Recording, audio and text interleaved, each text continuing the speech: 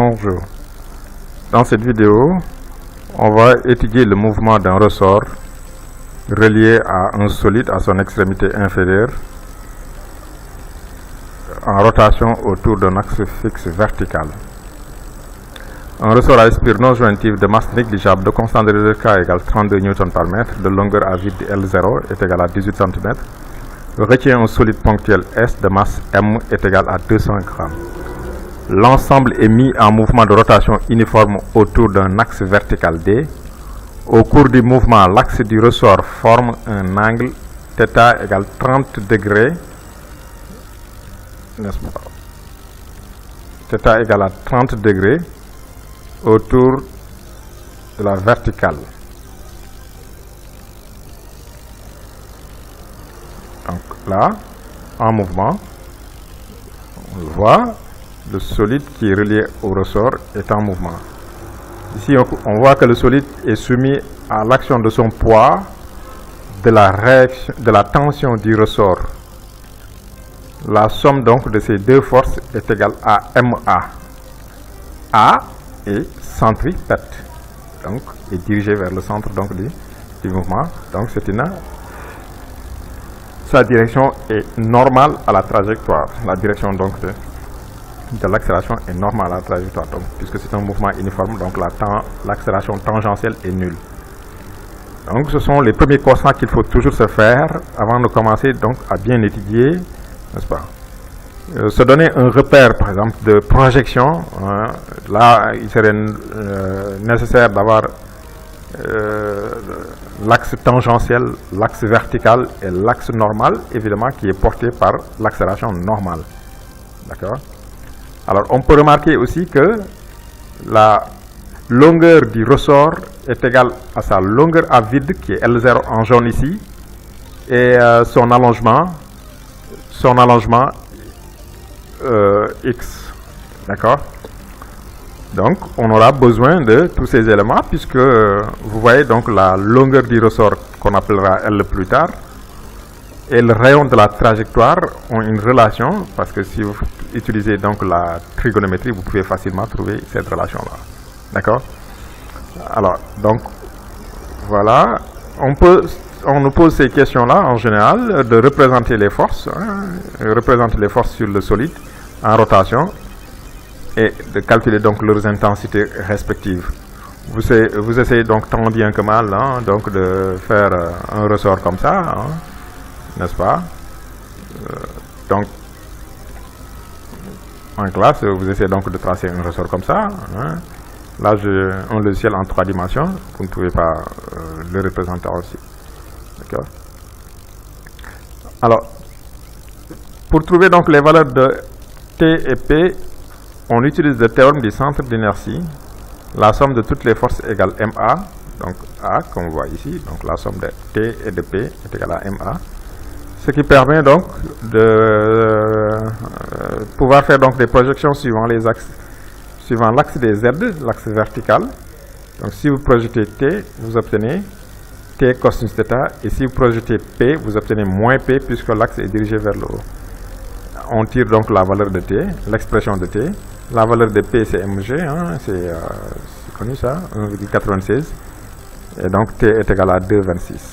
D'accord?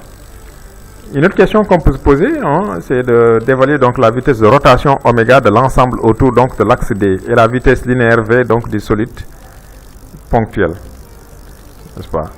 Ici, on peut projeter suivant l'axe normal cette fois-ci, donc l'axe qui passe par le centre et le solide, donc l'axe qui relie le centre et le solide. Si on projette suivant cet axe, évidemment, T, son projeté va être là.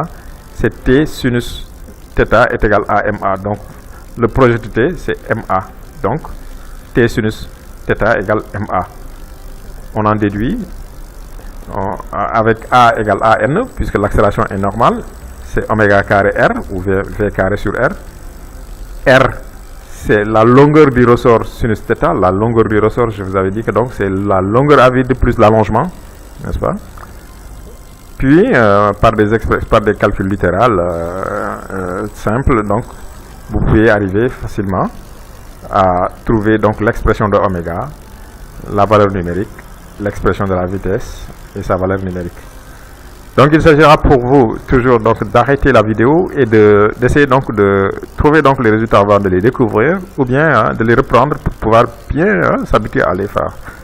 Parce que dans d'autres situations, il s'agira donc de manipuler simplement donc ces expressions-là. Une autre question qu'on peut se poser, c'est à une date t égale 0, le solide S passant par la verticale d'un point O se décroche. O est le point origine donc du repère OX. Donc ici, le solide s'est décroché et il va tomber là en mouvement. Donc la vitesse est là, bleue, et il n'est soumis qu'à son poids. D'accord?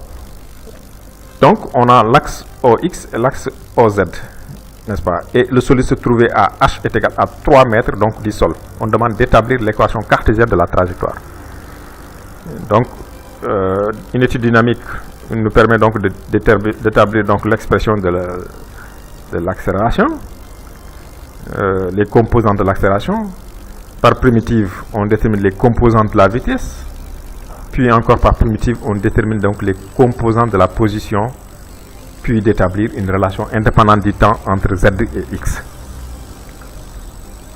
C'est l'équation cartésienne de la trajectoire. D'accord? Donc vous essayez toujours de faire aussi. Alors, on demande de représenter l'allure donc de cette trajectoire. Évidemment, suivant l'axe des X et l'axe des Y, je vais d'abord tracer le vecteur vitesse initial lorsque ce mouvement-là a commencé. Donc ce vecteur-là que vous voyez là, le vecteur vitesse qui est là, initialement là, si on est là. Maintenant, je vais voir donc la trajectoire. N'est-ce pas qu'on avait dit que c'est une parabole? Donc ça va être une trajectoire parabolique. Donc là, il va connaître une trajectoire parabolique. D'accord? D'accord? Donc le solide va connaître une trajectoire parabolique. Alors, puis on a dit au sol et sur l'axe OX, quelque part là, donc on le voit ici, sur l'axe OX, on dispose convenablement un réceptacle circulaire de rayon R est égal à 10 cm. Le centre M du réceptacle se trouve à 80 cm donc de l'origine O du repère. Alors, qu'est-ce qu'on demande? Le solide S sera-t-il recueilli par le réceptacle? On demande de donner, justifier la réponse.